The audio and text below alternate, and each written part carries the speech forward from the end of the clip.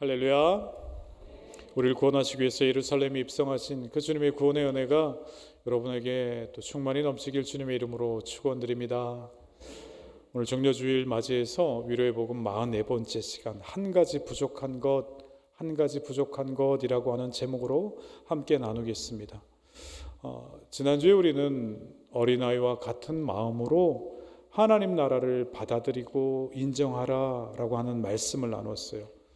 오늘 말씀은 지난주 말씀이 누가 하나님 나라에 합당한 사람인가 라는 부분을 나눴다면, 오늘은 그 주제에 이어서 누가 하나님 나라에 합당하지 않은가를 보여주십니다.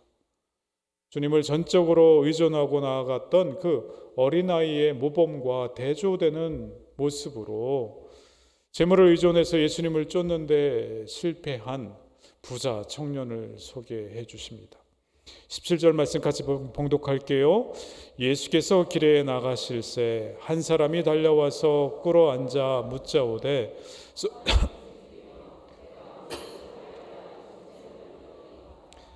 본문은요, 예수님께서 길을 나가실새라고 하는 말로 시작이 됩니다. 예수님께서 유대 땅을 거쳐서 예루살렘으로 가시는 그 중에 어떤 사람이 나와요. 달려옵니다. 이 사람을 마태복음에 따르면 청년이라고 이야기하고 있고요. 누가복음에 따르면 서기관급 이상의 사람들에게만 붙여지는 관원이라고 하는 이름으로 부르고 있고요. 마태마가 누가 세 곳에 모두 나와서 동일하게 이야기하는 것은 이 사람이 재물이 많다라고 이야기합니다. 젊은데 부와 권력도 있는 모든 것을 가진 유력한 사람이었다는 거죠. 그런데 그가 달려나와 무릎을 꿇어 앉아서 예수님께 묻습니다. 이 꿇어 앉는 행동은요, 종이 주인에게 취하는 그런 모습이에요. 이 사람이 얼마나 적극적이고 또 겸손한 성품을 지녔는지를 이 모습을 통해서 알려주죠. 무엇이 그리 간절했기에 대낮에 길 가시는 예수님께 달려와 그 사회에서 본인의 체면도 있을 터인데 그것에도 불구하고 무릎을 꿇고서 공개적으로 질문을 합니다. 그는 선한 선생님이여 내가 무엇을 하여야 영생을 얻으리까 이렇게 묻죠. 유대인의 지도자 중에 니고데모라고 하는 사람이 있었습니다. 그는 이 거듭남이라고 하는 그 인생에 해결되지 않은 문제를 가지고 이 사람도 예수님께 나왔죠. 그런데 여러분, 니고데모는요, 다른 사람들의 눈에 띄지 않도록 밤에 몰래 왔다 가요. 니고데모가 왔다 간 것을 예수님과 그 주변의 극소수의 제자들만 알았을 것입니다. 그러나 부자 청년이 느꼈던 영혼의 목마름은 대낮에 모든 사람들이 보는 가운데 예수님을 멈춰 세우고 그 앞에 무릎 꿇도록 그렇게 만들었다는 거죠. 이 청년은 사람들로부터 얻는 인정과 사랑, 더 나아가서 지식과 권력으로 아마도 그 목마름을 해결해 보려고 했을 것입니다. 그러나 여전히 인생의 빈자리를 경험하게 됐고 아무리 채워봐도 채워지지 않는 그 영생에 대한 갈급함이 있었다는 거죠. 이 청년은 무릎 꿇어야 될 대상을 제대로 찾아왔죠. 그러나 부자 청년은요, 결정적인 변화를 경험하지 못했어요. 무엇이 문제였을까요?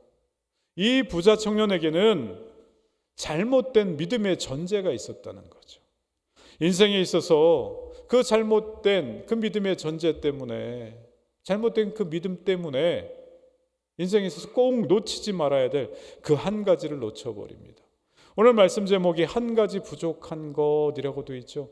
예수님이 말씀하신 거예요. 그 청년을 바라보면서 한 가지 부족한 것이 있다 말씀한 거죠. 오늘 청년의 믿음의 모습을 보면서 그가 하나님 나라에 합당한지 그렇지 않은지 함께 살펴보면서 우리의 신앙의 모습도 같이 점검해 보시는 은혜가 있길 주님의 이름으로 축원드립니다. 지금 예수님 앞에 나왔던 청년의 그 믿음의 모습, 그 믿음의 전제는 무엇이었을까요? 첫 번째는요, 이 청년은 뭐라고 생각했냐면 영생을 자신의 선행으로 가질 수 있다 이렇게 생각했어요. 17절 후반절 말씀입니다. 선한 선생님이여 내가 무엇을 하여야 영생을 얻으리이까? 이 질문을 보면 선한 선생님 대신 예수님께 와서 예수님이 가르쳐 주시는 그 착하고 선한 행동을 통해서 그 어떤 일들을 통해서 영생을 소유할 수 있다라고 생각했기 때문에 그 방법을 알려달라고 지금 요청하는 거예요. 그래서 예수님을 찾아온 거죠. 여기서 영생은 무엇일까요? 우리가 다음 시간에 나눌 말씀인데 23절, 25절, 더 나아가서 26절 말씀 보면 영생이 무엇인지 이야기하는데요. 영생을 하나님 나라에 들어가는 것, 영생을 구원 얻는 것 동일하게 이야기해요. 영생을요, 하나님 나라에 들어가는 것, 구원받는 것과 동일하게 이야기한다는 거죠. 여러분, 우리도 이 부분들을 놓치지 말아야 돼요. 우리가 영생을 이야기할 때 구원받는 걸 영생이라고 이야기하고 하나님 나라에 들어가는 거를 영생이라고 이야기하는구나 라는 거죠. 이 청년은요, 영생 즉 구원을 자신이 노력해서 쟁취할 수 있는 것으로 생각했어요. 부자 청년이, 다시 한번 읽을게요. 내가 무엇을 하여야 영생을 얻으리이까? 이 물음에 의도가 나타나잖아요. 알고 싶다는 거예요. 그런데 여러분, 이 질문은요, 모순된 질문이에요. 질문으로 성립하지 않는 질문이라는 거죠. 왜냐하면 이 얻다, 영생을 얻다에 해당하는 이 동사 얻다에 해당하는 헬라어 클레로노메오라고 하는 단어가 있어요. 이 단어의 원래 뜻은 유산으로 받는다라고 하는 뜻이에요. 이게 어디서부터 시작된 단어냐면 이스라엘 백성이 가나안 땅에 들어가죠. 그때 하나님께서 은혜로 12부족에게 땅을 나눠줍니다. 어떻게 해요? 잘 싸운 순서대로요? 아니죠. 은혜로, 뭘로요? 제비 뽑아서.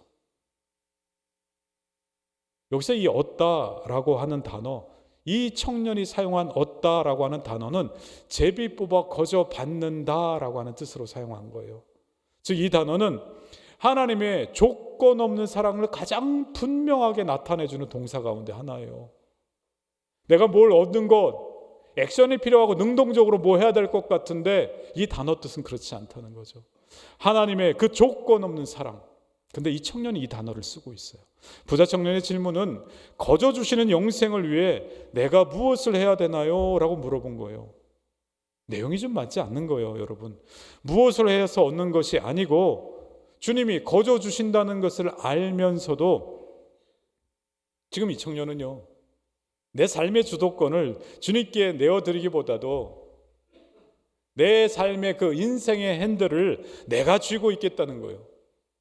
이 부자 청년이 질문한 속뜻은요, 어쩌면 내가 주도권을 쥐고 내 삶의 영생을 얻어볼 터이니 예수님은 어떻게 하면 되는지 그 귀뜸만 한번 해주세요. 지금 그렇게 요청하고 있는 거예요. 여러분, 혹시 삶의 많은 문제들이 답을 찾지 못하는 이유가 여기 이런 이유 때문은 아닌지 생각해 보셔야 합니다.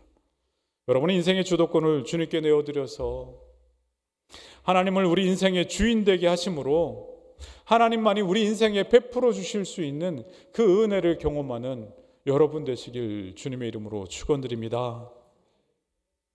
여러분, 우리가 아둥바둥 살아가 봐야 정말 주님께서 은혜 주시고 동행해 주셔야만 한다라는 걸 우리 삶이 고백할 수밖에 없잖아요. 부자 청년의 이러한 생각을 가진 질문에 예수님께서는 어이가 없으신지 예수님이 도전적으로 다시 질문하는 반문을 하십니다. 18절 말씀 여러분이 한번 읽어봐 주세요. 자, 시작.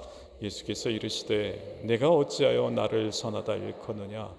하나님 한 분 외에는 선한 이가 없느니라. 영생에 대한 갈급함으로 예수님께 찾아온 부자 청년에게 내가 나를 선한 선생님이라고 부르는데 오직 하나님만 선하시다라고 하는 것을 내가 알지 않느냐? 유대인들은 다 알고 있었거든요. 선한 분은 누구만요? 하나님만. 내가 왜 나를 선하다고 지금 부르느냐? 지금 이렇게 물어보시는 거예요. 부자 청년은 하나님께 속한 그 선함을 지금 누구에게요? 예수님께 돌리고 있는 상황이죠. 그럼 그가 예수님을 정말 누군지 알았을까요? 그럴 리가 없죠. 예수님은 질문을 통해서 내가 나를 선하다고 믿는다면 너는 나를 또한 하나님의 아들로 그렇게 믿어야 할 것이다 라고 지금 가르치고 계신 거예요. 나는 내가 영생을 얻기 위한 몸부림에 조언을 해줄 옆에 있는 그런 선생이 아니라 너에게 영생을 선물할 내 인생의 주인이다. 나는 너의 구원자다. 이렇게 말씀하고 계신 거예요. 성도 여러분, 영생의 문제 치열하고 진지하지만 주님을 알아보지 못한 부자 청년과 달리 구원자 되시는 주님께서 복 주심을 바라며 그 주님의 품에 안긴 어린아이와 같은 그러한 삶의 태도로 주님께서 허락해 주신 은혜가 여러분의 삶에 넘치길 주님의 이름으로 축원드립니다. 예수님을 제대로 알아보지 못한 부자 청년 관원이 가지고 있었던 두 번째 잘못된 믿음의 전제는요, 첫 번째는 뭐라고요? 내 힘으로 내 능력으로 영생을 얻을 수 있다라고 하는 잘못된 전제가 있었는데, 두 번째 전제는요, 율법을 지킨 것으로서 믿음의 본질을 다했다라고 하는 생각이 있었어요. 율법 준수에 대한 잘못된 인식이 있었다는 거죠.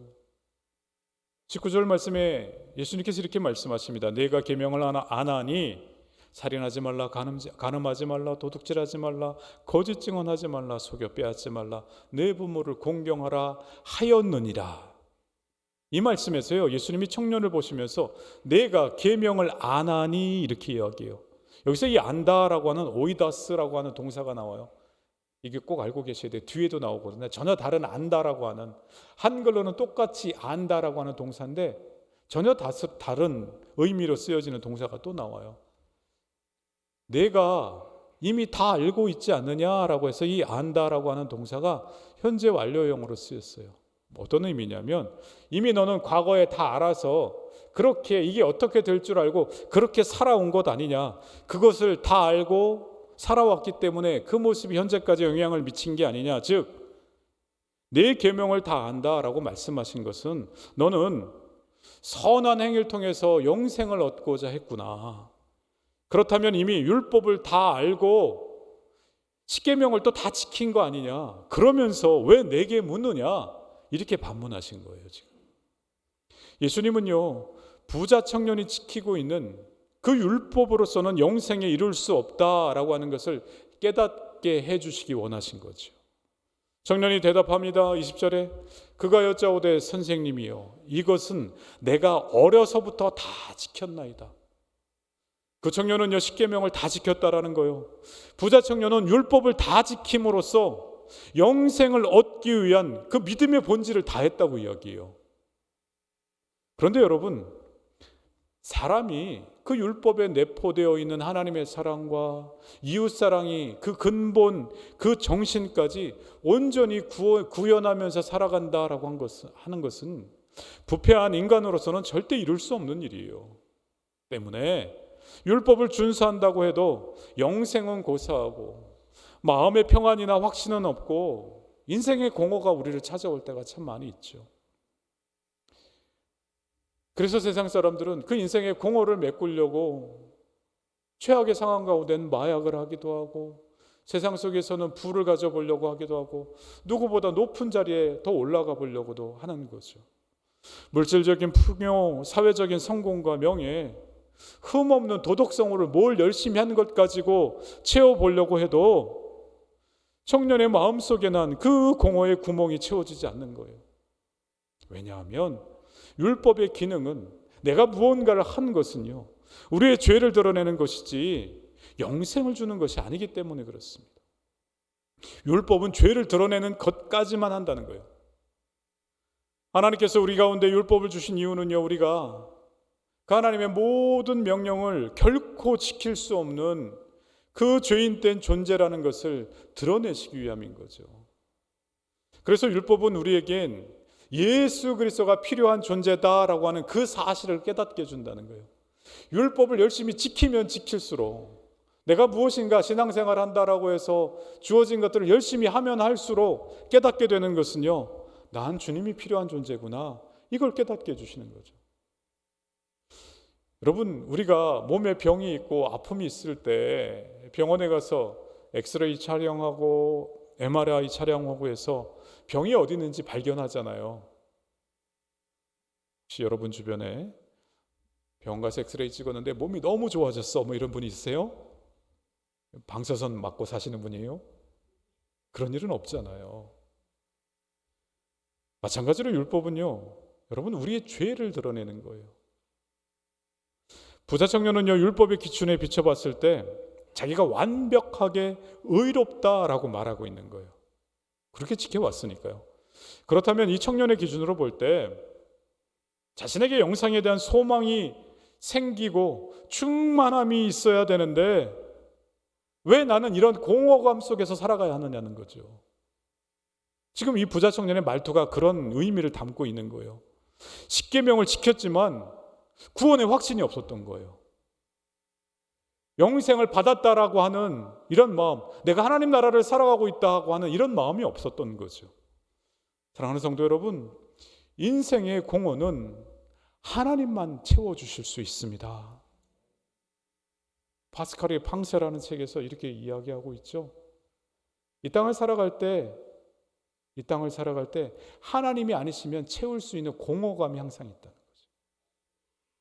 여러분, 그렇다면 부자 청년이 구하는 영생이 있는 삶은 도대체 어떤 삶일까요?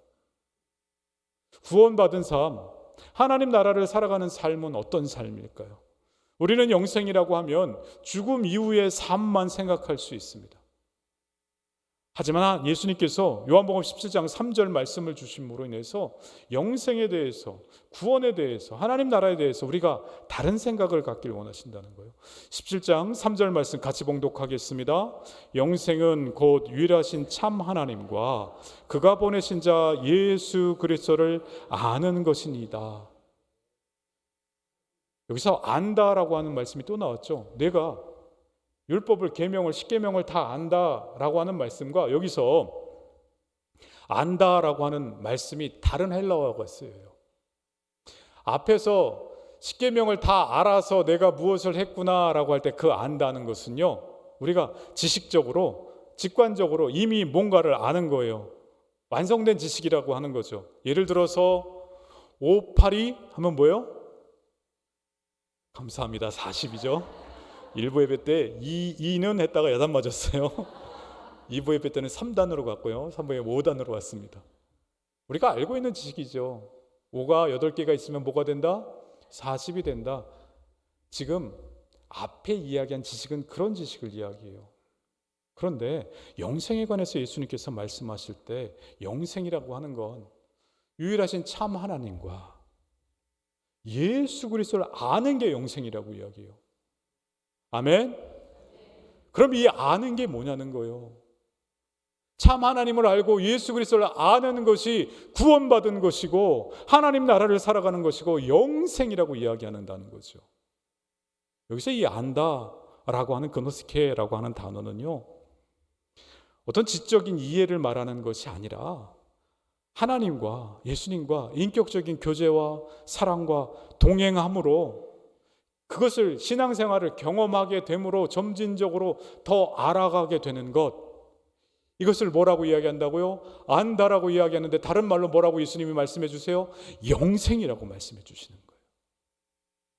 그러면 여러분, 영생은 단지 죽음 이후의 삶만을 의미하는 것이 아니라는 거죠. 현재 이 땅에서 하나님과의 관계 속에서 시작되는 그 영원한 생명의 출발점부터 영생이라고 말씀해 주시는 거예요. 내가 예수님을 아멘으로 나의 삶의 그리스도로 구주로 모신 그 순간부터 우리의 삶은 어떤 삶을 산다고요? 영생의 삶을 산다라고 말씀해 주시는 거예요. 그래서 학자들은요, 영생은 하나님이 인정하는 삶으로 현재에 있는 하나님 나라와 종말에 죽어서 갈 그 하나님 나라의 그 양쪽의 일부가 되어서 사는 삶을 영생이라고 정의해요. 아름다운 교회 성도 여러분, 우리가 이 땅을 살아도 영생의 삶을, 하나님 나라의 삶을 살고 죽어서도 영생의 삶, 하나님 나라의 삶, 그 구원의 삶을 사는 은혜가 넘치길 주님의 이름으로 축원드립니다. 지금 이 청년은 이런 영생을 구하고자 왔는가? 라는 질문이죠. 거기까지는 잘 모르겠어요. 그러나 우리가 영생이 무엇인지, 구원이 무엇인지, 하나님 나라가 무엇인지는 알고 가야 된다라는 거죠. 예수님께서 말씀하신 영생은 죽어서만 가는 게 아니고 더 깊은 차원의 영생의 의미는 어떻게 해요? 지금 내가 이곳에서 하나님을 알고 예수님을 알아서 그 사랑 안에서 평안과 안전한 안식과 자유를 누리는 게 영생이다 말씀하시는 거예요. 영생은 죽음 이후에 맞게 되는 영원한 삶일 뿐만이 아니라 오늘을 살아가는 일상에서 먼저 하나님과 가까워짐으로 하나님의 그 사랑에 의존하는 삶, 주님께서 우리에게 허락해 주신 그 은혜에 기대어 사는 삶, 주님께서 우리에게 동행해 주시고 임재해 주셔서 영적으로 충만케 해주시는 삶, 이게 영생이라고 이야기하는 겁니다. 아멘. 성도 여러분, 삶이 율법을 지켜야 되는 그 경직된 삶이 아니라 주님 주시는 사랑 안에서 충만한 기쁨이 넘치는 그 영생의 삶을 사실 수 있길 주님의 이름으로 축원드립니다. 홈페이지에 이렇게 쭉 들어가면 아름다운 교회, 주보에서도 아름다운 교회를 소개할 때 처음에 하나님의 임재를 경험하는 뭐요? 예배자들이. 하나님의 임재를 경험하는 예배라는 게 무엇일까요? 크게 기도하고 찬양하고 그런 모습일까요? 또 울면서 기도할 때 임재할까요? 와주십시오 믿습니다 하면 임재할까요?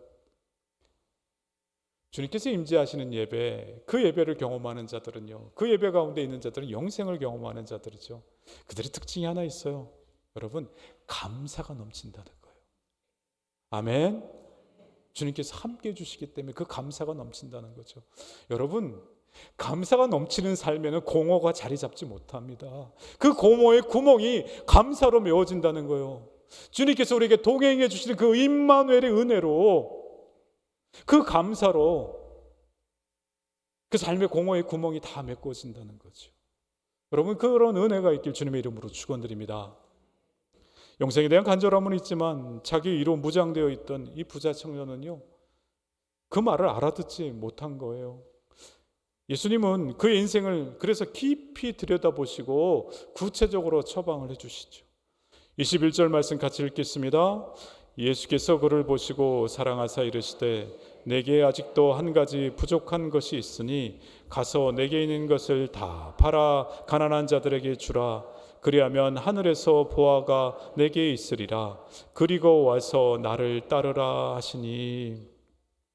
이 예수님의 말씀을 통해서 알 수 있는 청년이 가지고 있었던 잘못된 그 믿음의 전제, 추론할 수 있는 그 믿음의 전제 세 번째는 뭐냐면 자기 생활은 그대로인 채 예수를 믿으려고 했다는 거예요.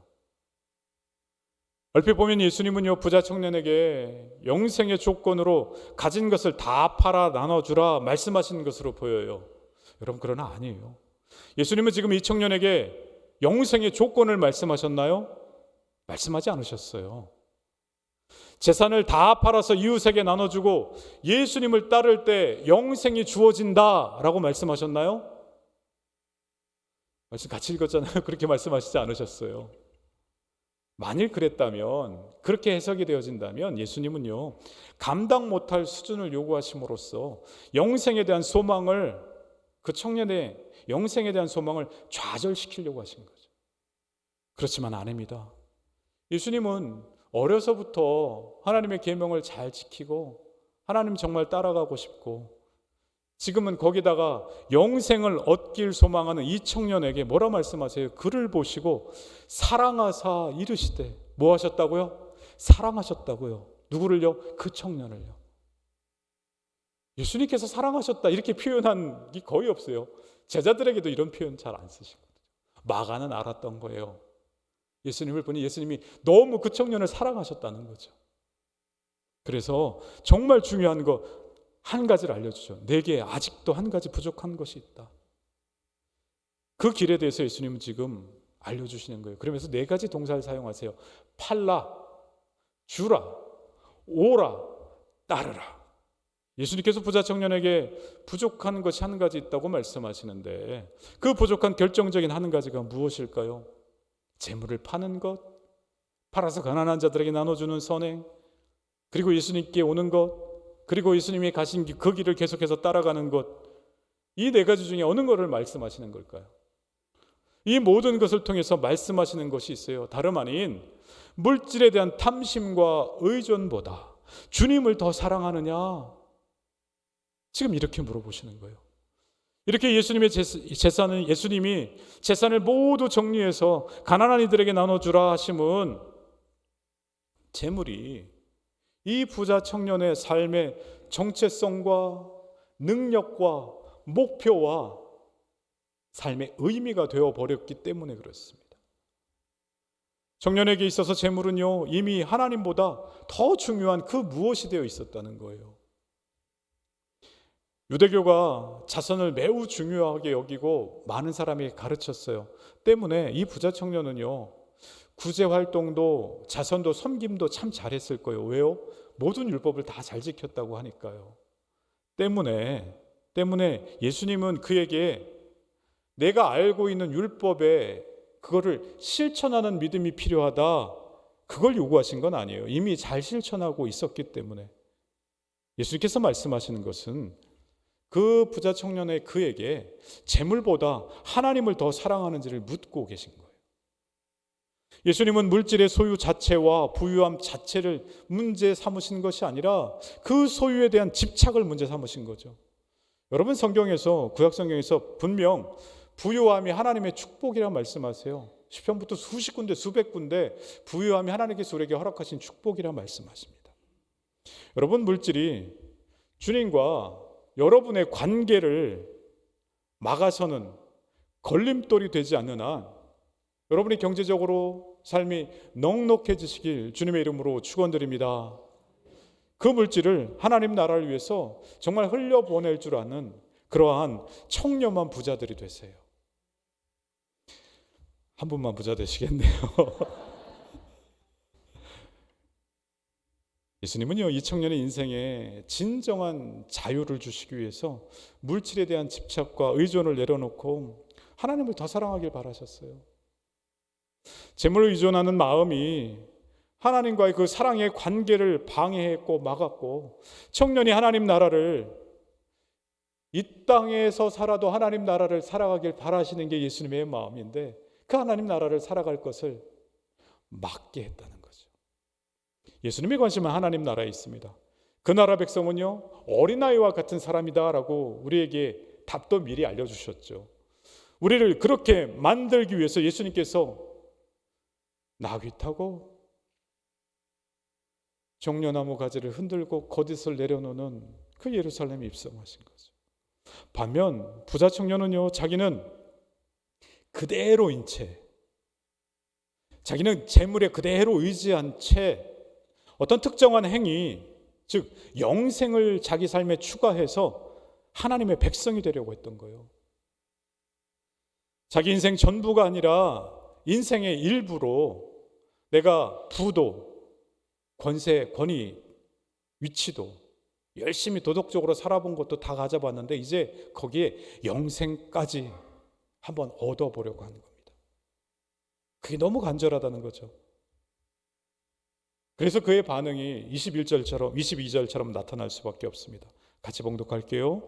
그 사람은 재물이 많은 고로 이 말씀으로 인하여 슬픈 기색을 띠고 근심하며 가니라. 인생의 유일한 구원자 되시는 예수님 앞에 무릎을 꿇었습니다. 이제 천국 문 앞에 선 거예요.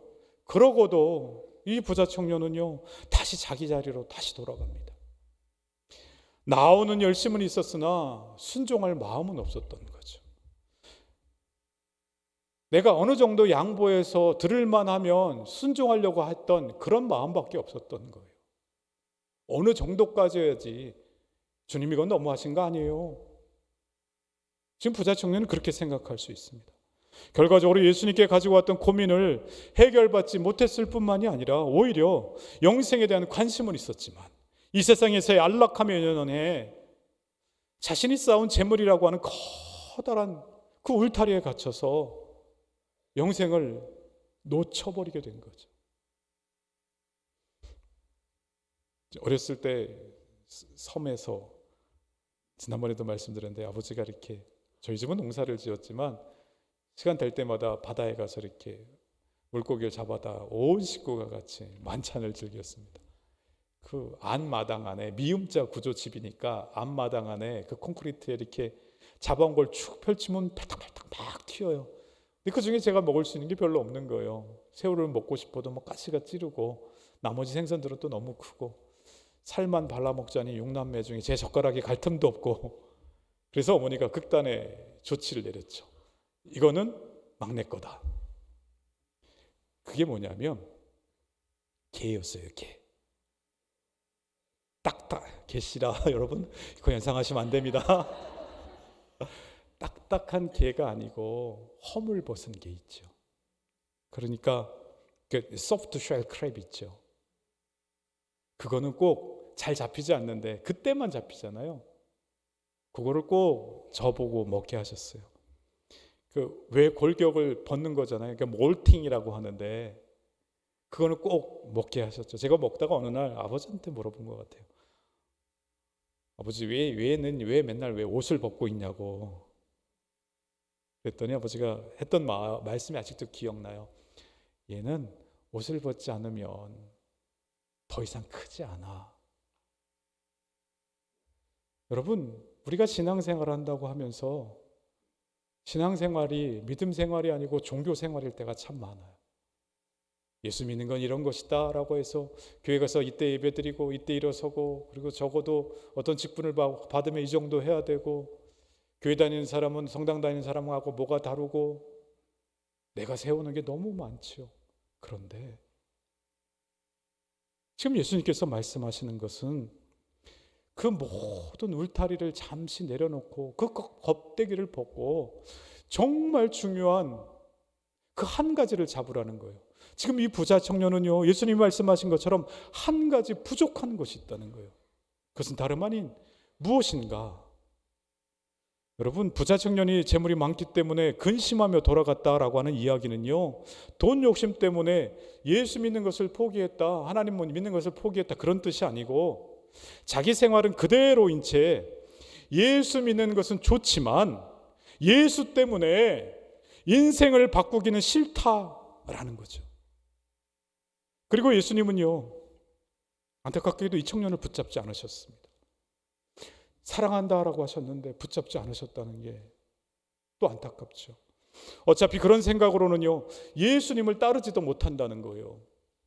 예수님을 따르기를 포기하면 예수님에게서 멀어지는 것으로 끝나는 것이 아니라 영생에서 멀어진다는 겁니다. 예수님께 와서 꿇어 앉았을 때 사뭇 영적이었는데 돌아갈 때는 굉장히 세속적인 모습으로 돌아가죠.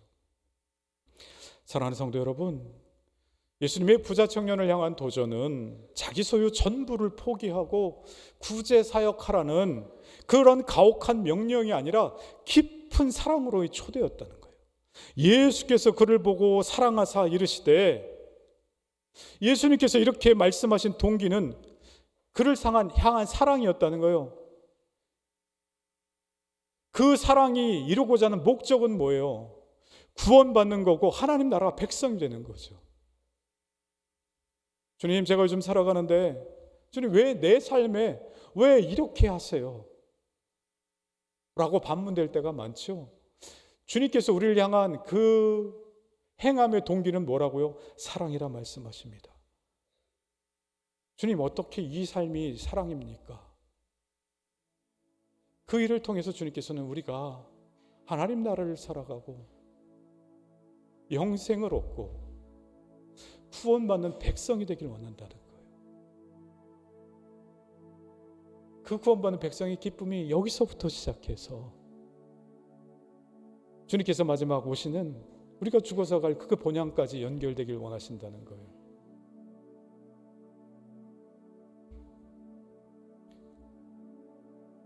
예수님께 와서 꿇어 앉음으로 존경을 표시한 그 부자 청년의 진심을 예수님께서 아셔서 예수님께서 이 청년에게 영생에 이르는 바른 길을 알려주시려고 했던 거예요. 부자 청년이 찾던 그 영생을 예수 그리스도를 따름으로 지금 여기서 맛보라, 이렇게 초대해 주신 거예요. 부자 청년이 생각하듯이 내가 뭔가 희생해서 얻을 수 있다라고 하는 그 도식은 그 규칙은, 그 룰은 잠시 내려놓고 이미 구원이 여기 있으니 사랑하는 딸아, 아들아, 와서 이 기쁨과 감사를 누려라, 이렇게 초대해 주신 거죠. 어떻게요? 어린아이들처럼 받들어서 받아들이고 인정해서. 나의 삶이 고난과 고통의 연속이라 할지라도 주님께서 그 상황 가운데도 동행해 주시고 주님께서 나를 사랑으로 초대해 주시는구나. 그렇게 예수님을 따르는 인생만이 누리는 말할 수 없는 기쁨, 즐거움, 그걸 통해서 주님께서 우리에게 천국의 영광을 보여주시겠다 말씀하시는 겁니다. 주님의 명령은 도저히 이해하기 힘든 명령에 의한 속박이 아니라 우리에게 허락해 주시는 자유의 선언이라는 거죠. 부자 청년은요, 예수님께 와서 영생을 물었어요. 하지만 여러분, 영생을 묻는 것으로 영생을 얻을 수는 없습니다. 예수님을 따라야 한다는 거예요. 부자 청년은 영생을 원해서 예수님 앞에 와서 꿇어 앉았지만 실상은 예수님에게서 먼 사람이었어요. 지난주에 우리는요, 하나님 나라가 어떤 사람의 것인가, 바로 이런 사람의 것이다 라고 해서 어린아이를 이야기했죠. 오늘 본문은요, 그 반대예요. 하나님의 나라가 어떤 사람의 것이 아닌지, 바로 이런 사람의 것이 아니다라고 하면서 부자 청년이 등장한 겁니다. 본문을 단편적으로 생각하면요, 돈 욕심을 버리라 라고 하는 그런 내용으로 여러분 착각하기 쉽습니다. 만약에 그런 논리라면 앞에서 확인한 어린아이들은 재물을 포기하고 예수님을 따랐나요? 아니죠. 오늘 말씀은 영생을 상속받고 싶으냐? 그러면 돈 욕심을 버려라, 그것이 아니라 영생을 얻고 싶으냐? 그러면 삶 자체를 바꿔야 한다 말씀하시는 거예요. 하나님은 너의 일부가 아니라 너의 전부를 원하신다라는 거죠. 하나님은 우리 삶의 일부로 들어오시길 원하는 게 아니고 우리 삶의 전부가 되시길 원하신다, 이렇게 초청하는 겁니다. 아름다운 교회 성도 여러분, 주님을 나의 삶의 일부분, 나에겐 이것도 있고 이것도 있고 이것도 있는데 지금 이게 부족하니까 이것만 채워주십시오, 이런 부자 청년의 모습이 아니고 나의 삶의 전부로 받아들이는 은혜가 있길 주님의 이름으로 축원드립니다. 영생을 얻고자 하느냐? 이 어린아이처럼 주님께서 베푸시는 그 은총에 온몸으로 뛰어들어서 누리라 초청해 주십니다. 이것이 본문에 숨어있는 그 예수님의 마음이 아닐까요? 한 가지 부족한 것이요, 한 가지가 아니고 가장 중요한 전체를 대변한다는 거죠. 자기가 누리던 것을 그대로 누리면서 거기에 더해서 예수님을 따르는 법은 없다는 거예요. 차라리 내가 가진 것을 팔라는 게 더 쉬운 예수님의 초대일 수 있습니다. 오늘 이 시간 주님께 나의 온 마음을 전심으로 온전히 드리면서, 주님, 나의 삶을 받아주셔서 이 땅을 살아도 영생을, 구원을, 하나님 나라를 살길 소망합니다. 죽어서 천국 가서 살 그 삶을 이 땅에서 누리는 저희들 되게 하여 주시옵소서. 주님이 나의 삶의 전부가 되시길 소망합니다. 그것이 우리에게 주는 속박이 아니고 자유이고 사랑이라 말씀하셨으니 그 사랑을 경험케 하여 주시옵소서.